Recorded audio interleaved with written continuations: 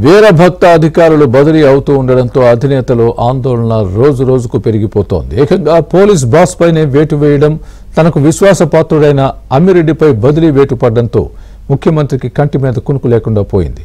మరికొంతమంది అధికారులపై రేపో మాపో వేటు పడుతుందని వైసీపీ నేతల్లో ఆందోళన పెరుగుతోంది. పోలింగ్ నాటికి కీలక అధికారులపై వేటు పడితే అది తమకు రాజకీయంగా నష్టమనే భావన వారిలో వ్యక్తమవుతోంది. అందుకనే అధికారుల బదిలీ వల్ల పోలింగ్ ప్రశాంతంగా జరుగుతుందనే నమ్మకం సన్నగిల్లిపోతోందని జగన్ వ్యాఖ్యానిస్తున్నారని చెబుతున్నారు. ఎన్నికల ప్రవర్తన నియమావళి అమల్లోకి వచ్చిన తర్వాత రాష్ట్రంలో ఒకే రోజు 5 జిల్లాల ఎస్పీలను, 3 జిల్లాల కలెక్టర్లను, గుంటూరు రేంజ్ ఐజీ పాల్ రాజును బదిలీ చేశారు.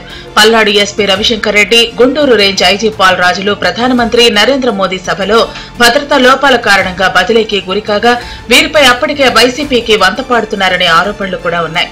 మరో 4 జిల్లాల ఎస్పీలు కూడా అధికార పార్టీకి అంటకాగుతుండటంతో బదిలీ వేటు వేశారు. 3 జిల్లాల కలెక్టర్ల బదిలీకి కూడా ఇదే కారణమైంది.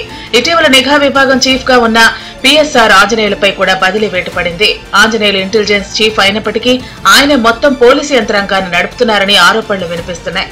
ఈయనతో పాటు విజిలెన్స్ ఎన్ఫోర్స్మెంట్ ఐజీగా ఉన్న రఘురామిరెడ్డి కూడా చక్రం తిప్పుతున్నారని భావిస్తున్నారు.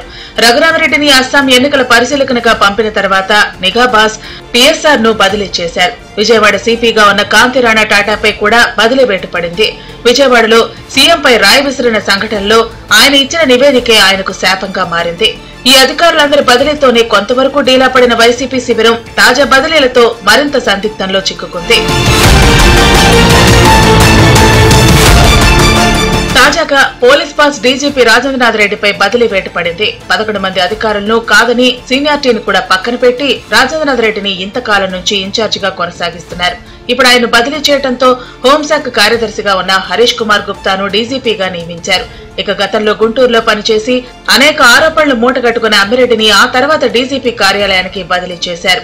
ఎన్నికలకు ముందు ఉన్న అనంతపురం రేంజ్ డీఐజీగా అమ్మిరెడ్డిని సీఎం జగన్ నియమించారు.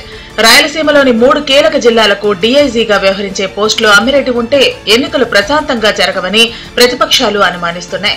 అందుకనే కేంద్ర ఎన్నికల సంఘంతో పాటు కేంద్ర హోంమంత్రి అమిత్ షా దృష్టికి కూడా బీజేపీ నేతలు ఈ అంశాలను తీసుకువెళ్లారు. వెంటనే 24 గంటల్లో కేంద్ర ఎన్నికల సంఘం స్పందించి అమ్మిరెడ్డిపై బదిలీ వేటు వేసింది.